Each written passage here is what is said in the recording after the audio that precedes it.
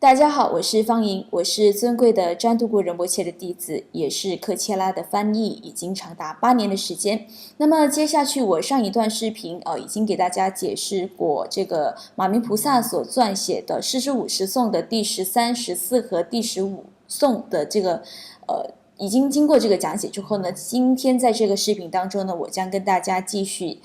分享跟讲解第6颂、17、18和第19颂。那第16颂呢，它是这么写的：发生恭敬尊重心，供养咕噜金刚师，则除苦恼病乱害，消后无复苦恼难。那这一段呢，它要说的主要就是如果我们在一个不经意的情况下，或者是因为我们这个习性的这个缘故然后呢，我们对上师起的这个不敬之心，那不管是就是外在的一些肢体语言或身体语言上的这些对上师的不敬，还是我们在心里面这么一刻那么一秒升起这个对上师的不敬之心的话呢，我们都应该要消除这样的罪业。那要怎么样消除这个罪业呢？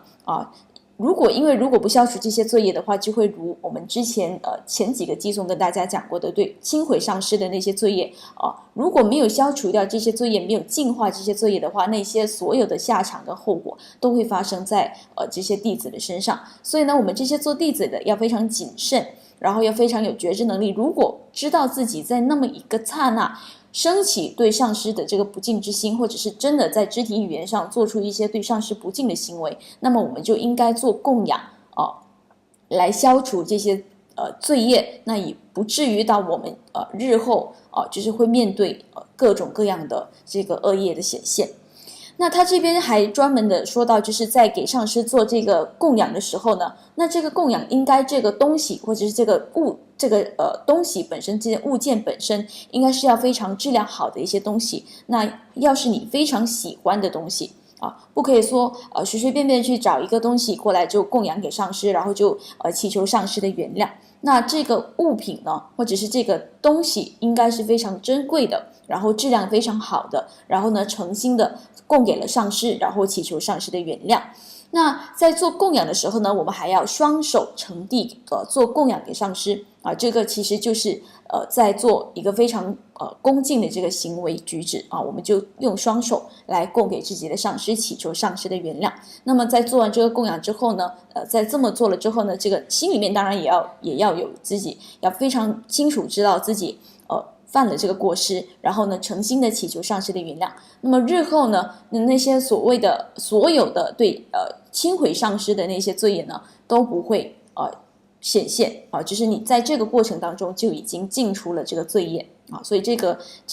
给上师诚心做供养祈求原谅的这个部分特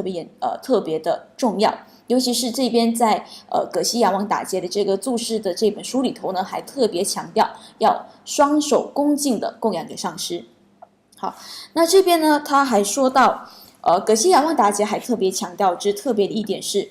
我们每次都会留意到很多这些佛教大师，不管是历史中的还是现代我们自己接触到的各种各样的佛教大师，非常有名的佛教大师，出色的佛教大师，我们常常一般人就非常习惯性的可能就是会去留意这些佛教大师他们在修法的时候他们的那些动作，他们的那个经文念得好不好听那个经典，然后他们说他们吟诵那些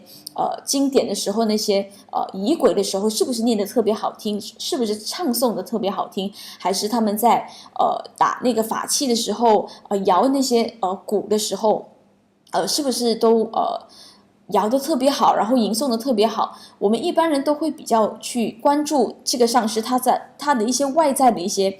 表现可能经念的好不好吟诵的好不好听这些。但是葛西雅旺达杰就说，其实我们应该关注的并不是这些大师的这些部分，而是这些大师如何对待自己的金刚上师这才是我们应该要去观察，应该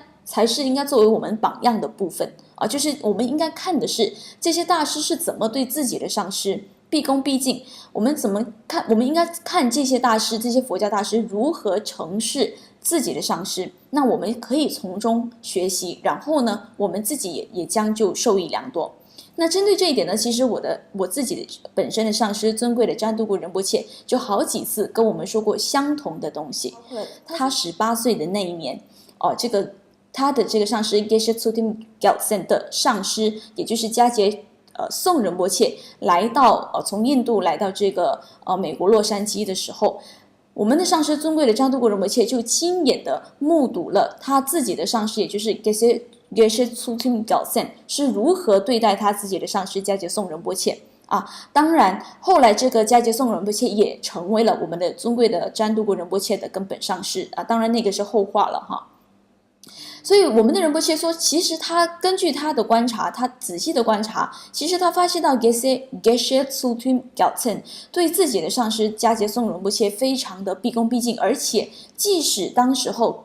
葛西拉就是这个 Geshe Tsutim Gyaltsen， 我们就叫他葛西拉。那即使当时候葛西拉是一个差不多有50-60岁的一个人，而且他本身也是一名葛西啊。葛西其实就相较于这个我们所说的这个佛教的这个博士学位啊，其实葛西拉本身也是这么多个弟子的上师，他自己已经是一个上师了，但是他在他的弟子面前对待他自己的上师的时候，还是像一个孩子一样，非常的毕恭毕敬啊，非常的有礼。仁波切占都古仁波切就曾经跟我们说，他自己观察到的是葛西拉在他的上师的面前，也就是在迦杰宋仁波切的面前站的时候都会弯着腰站，然后呢，他的上师也就是迦杰宋仁波切在说话的时候，他也会非常专注的聆听，然后非常就像一个很听话的孩子一样，在听一个长辈说话。而且呢，葛西拉每次在笑的时候都不敢哈哈大笑，你不会就这样哈哈大笑，在上师面前呢，他笑的时候还是用手来遮住自己的口来笑。那其实这个笑的时候我们在上师面前笑的时候要有以手遮口，其实这个在世事五十颂里面也有讲到在后来的集颂里面会讲到。所以其实我们就从这一点就看得出来，其实仁波切的这位上师葛西拉，他对自己的上师非常的尊重，就是打从心里尊重的，你的身体语言才会表现得出来啊。所以仁波切自己他也说，就是他从自己的这位上师的这些一举一动当中，他就观察自己的上师怎么对待他这个上师的另外的上师，所以他自己也从中学习了不少。所以呢，其实这就跟这个葛西亚王达杰在这个注释这本书里头所说的是相吻合的。所以呢，我们就应该就看佛教大师的时候，我们应该看的是他们怎么去纯净的去承事自己的上师啊。就好比我们阅读那洛巴的故事，就是那洛巴的故事，弥勒日巴的故事啊，这些上师，这些伟大的佛家人物，他们在面对自己上师的时候，面对上师给他们的所有的开示、挑战、责骂甚至是毒打在过去的那些佛教史里面甚至有毒打的这个情况，他们如何对上师始终保持恭敬之心，始终保持谦敬心，还有信任然后呢，我们就从中可以学习，然后作为我们一个学习的一个楷模。那这对于我们自己在承事自己的上师的方面，将会有莫大的注意。好，而且呢，对，就是这样。然后还说到，就是对诚心的，当然更重要的部分就是，如果我们真的是在那么一个刹那，那一刻，真的是对自己的金刚上师升起的这个轻毁之心，或者是不恭敬的心，那么我们要很快的就察觉到自己的这一点呢，然后诚心的向自己的上师就是祈求他的原谅。因为如果说肢体语言上的那些不敬的行为，可能我们一般来说还是比较少会犯。那比较常会犯的呢就是自己在心里头，因为我们的念头是比较难控制的，身体还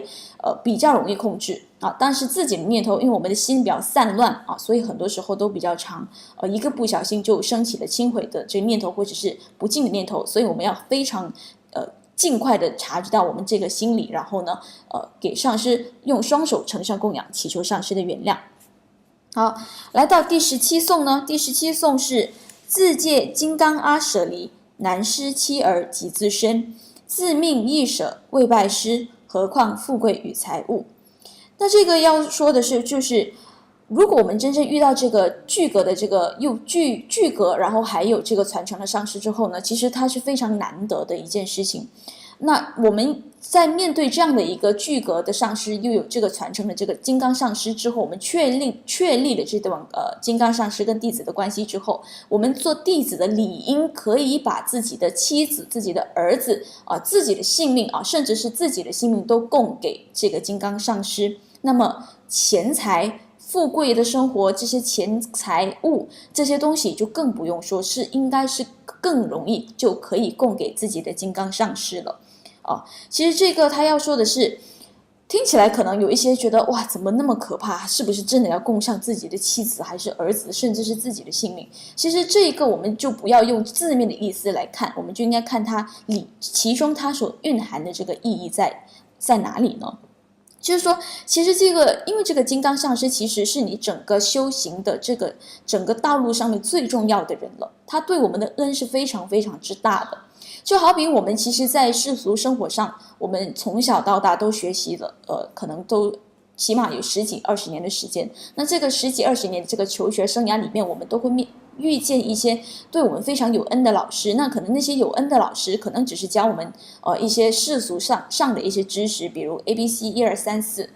这些老师给我们这些世俗的知识，让我们后来在世俗生活上可能找到一份好的工作，然后考取一个好的成绩。那我们面对这样的老师，我们都觉得他们对我们有恩，那更何况是可以带领我们走向佛果的这个上师，金刚上师呢？所以他们的恩惠是非常非常大的，对我们的恩是非常非常大。所以面对这样的一个人物，这样的一个金刚上师，我们理应可以把自己的这个妻子、孩子、我们的性命供养给他。那么钱财就更不用说了，钱财是更容易给的。为什么？你不可能，你愿意给你自己的妻子，不愿意给你自己的那些金钱。所以其实这个他说回来，除了是要就是刚才我说的那个部分，就是恩重如山的那个部分我们视金刚上师为这么重要的一个人物，甚至可以牺牲自己的性命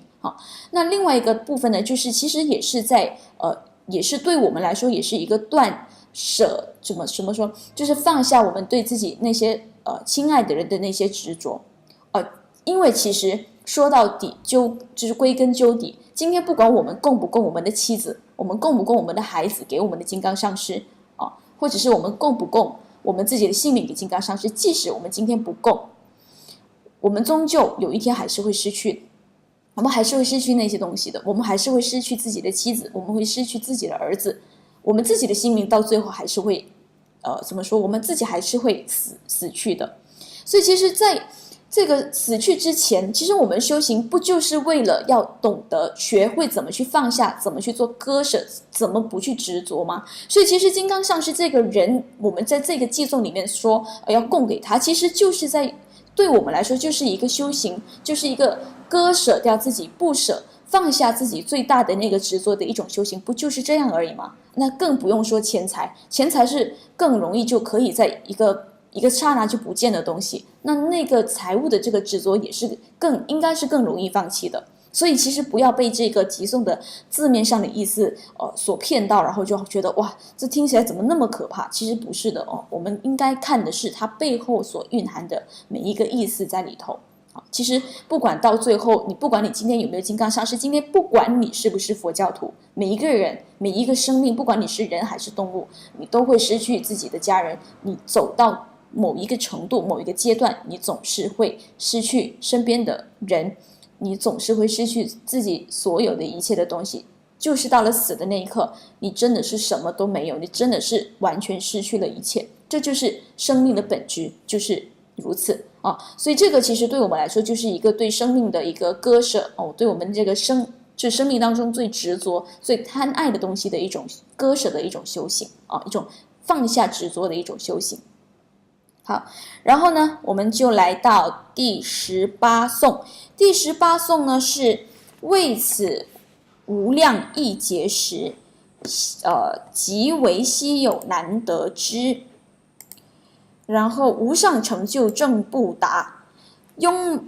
猛修习此身德。那他这个第18颂要说的是好，第18颂这边说的是对我们其实最后嘛，我们走在这个修行道路上，我们其实最后要得到的是什么？其实要得到的就是一个佛果，也就是成佛的这个境界。那其实这个成佛的境界，其实要用非常非常长的时间。那这个非常非常长的时间才能做到这个，才能证得佛果。这个很长很长很长的时间到底是多长呢？那这里呢，在这个偈颂里头，它用的是无量亿劫的时间。所以我们要用无量亿劫的时间才能够获得这个佛果。但是如果那这个偈颂他要说的是，如果今天你能够如理的依止你的上师，你真正在心中能够升起对上师的那种谦敬的心，完全没有任何过失，没有任何不圆满，没有任何瑕疵的这个圆满的依止心跟谦敬心的话，那么这个原本应该要用无量亿劫的时间才能获得的佛果，你就能因为你有这个圆满纯净的这个对上师金刚上师的纯净的依止心和谦敬心，你就能够在一世之间获得这个佛位。这个就是第18颂要跟我们说的内容就是这样啊。还有呢，这边还说到啊，在这个十轮根本序里头还清楚的说明，不管你就是在这个无量亿劫的这个时间里头，你给这个三宝也就是佛法僧做了多少的供养，或者是你在这个无量亿劫的时间长短里面做了对其他众生做了多少的慈善你都还是没有办法在一世之间，在有生之年获得佛果所以就是你如果就是我们这一世人，如果你刚好也是一个有金刚上师的人，那如果你能对你的金刚上师升起这么大的一个圆满无瑕的这个谦敬心跟依止心的话，那么你就能够在一世之间获得佛果。那反之呢，如果你是去根据这个十轮根本序里头所说的，如果今天你也是你就用了无量亿劫的时间来对这个三宝做供养，或者是你用无量亿劫的时间来做对其他众生做慈善布施这些众生，你做了那么多的慈善跟做了那么多的供养或者是布施，你都没有办法在一世之间获得佛果。所以就是对我们的上师保持谦敬心，升起能够实修圆满的谦敬心跟依止心，是非常的利，非常非常之大那个利益是不可思议的。好，那我们就来到第19颂了这是第18颂，刚才说的是第18颂的第19颂呢，说的是永久善护其身世，永久供养诸如来，永久供养阿舍离，孤卢等同一切佛。那这边呢，他要说的是等我看一下，对，这边说的是我们呢，就是这个偈颂要告诉我们的是，我们要永永远远的守护我们对自己上师的承诺，我们对他的誓言。那这个誓言跟承诺听起来好像是不是很大的很遥远的一件事情？其实不是的。真正说起对自己上师的承诺，或者是对自己上师的誓言，其实是包括非常细小非常微小的事情。好比如你可能只不过是轻轻一句话带过，跟自己的上师说好的，上师仁波切，我答应你，我将会从今天开始我会做某某某某的这个修持，我会好好的修这个仪轨。你可能很不经意的说这一句话，你可能很轻易的就带过这一句话，但是你对你的上师说过这一句话之后，金刚上师说了这一句话之后，你就等于是已经对你的金刚上师许下了承诺，那你就应该永远的做到这一件事情这就是永久善护其身世的这一句的含义，就是一定这个也就是保持你的清净三昧也的关键不要以为对上师的做的誓言一定是要那种发誓可能要下跪什么的那种，经过一长的那种长程的那种仪式做的那种誓言才叫誓言，并不是的是任何你答应过你的上师要做的事情不管是大的事情还是小的事情，不管是你不经意说的，还是你很诚恳很认真很有意识的在说的，那都是一个承诺所以对金刚上师做出的承诺，或者是你说过的话，你会做过什么，这些东西都应该要永远的做到，有始有终的把它做好，在你有生之年里面都一定要做到，在你气绝之前你都一定要做到。那另外一个呢，就是还要第二句就是永久供养诸如来嘛。那我们供佛，为什么我们要供养诸佛诸如就是这些如来？其实因为这些佛其实都是我们累积功德的这个对象，所以呢，我们给他们做供养，其实也就是在累积我们的这个功德。那其实，在累积功德，在修行来说是非常非常重要的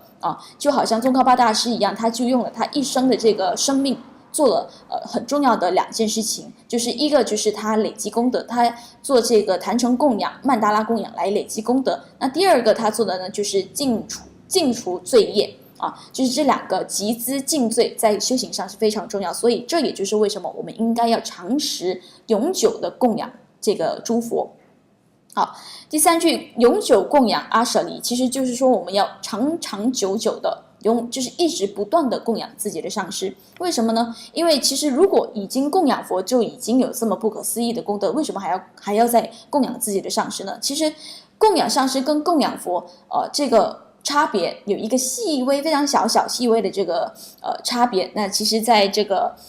菩提道次第广论，或者是在这个菩提道次第24天教授这个掌中解脱里面就有说到，当我们供养自己上师的时候，我们还多了一层的这个好处，跟多了一层的这个利益是什么呢？就是当你供养这个你上师，尤其是他喜欢的东西的时候，当你供养他，可能你知道他喜欢喝普洱茶，那你就供这个一杯普洱茶给他喝。那你的上师在喝下这个茶的时候呢，他心里面是欢喜的。只要你的上师的心里面是欢喜的，那你所累积的功德又多了一些可是同一杯茶你供给佛，那个功德是在功德是已经存在的。但是如果同一杯茶你供给你自己的上师，然后那一杯茶是你上师喜欢的，他喝了之后他欢喜，那你的功德又比你供佛的时候多了一点多了一些。这为什么呢？其实这个也跟这个掌中解脱菩提道次第24天教授的掌中解脱里面所说过的也一样，就是佛对我们的恩比这个我上师对我们的恩是来的少一些的也就是说上师对我们的恩是大于佛对我们的恩，因为上师是现在赐予我们这些所有成佛的这些教诲的这个人，而佛呢已经离我们已经有2000多年，我们没有